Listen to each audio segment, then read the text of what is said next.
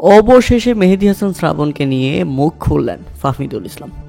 সামাজিক যোগাযোগ মাধ্যম ফেসবুকে নিজের পেজে মেহেদী হাসান শ্রাবণের একটি ছবি পোস্ট করে ফাহমিদুল ইসলাম লিখেন, আমি লক্ষ্য করেছি যে খেলাধুলার মাঠের একটি অভ্যন্তরীণ বিষয়ে কিছু খবর গণমাধ্যমে ছড়িয়ে পড়ছে। দুর্ভাগ্যবশত বিভিন্ন ধরনের তথ্য ঘুরে বেড়াচ্ছে, যার সবকিছুই পুরোপুরি সত্য নয়। খেলাধুলায় ভুল বোঝাবুঝি হতেই পারে, তবে সেগুলো দলের ভেতরেই থাকা উচিত, কারণ প্রতিটি খেলোয়াড়ই খেলায় এবং দেশের জন্য নিবেদিত প্রাণ। মেহেদী হাসান শ্রাবণ দীর্ঘদিন ধরে বাংলাদেশ দলের প্রতিনিধিত্ব করে আসছেন নিষ্ঠা ও পরিশ্রমের মাধ্যমে। তিনি একজন পেশাদার খেলোয়াড়, যিনি সবসময় দলের জন্য নিজের সেরাটা দেওয়ার চেষ্টা করেছেন।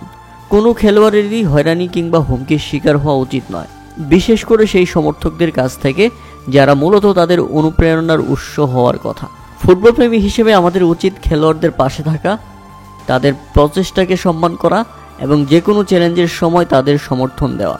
চলুন আমাদের ক্রীড়াবিদদের মনোবল ভাঙার পরিবর্তে তাদের আমরা অনুপ্রাণিত করি।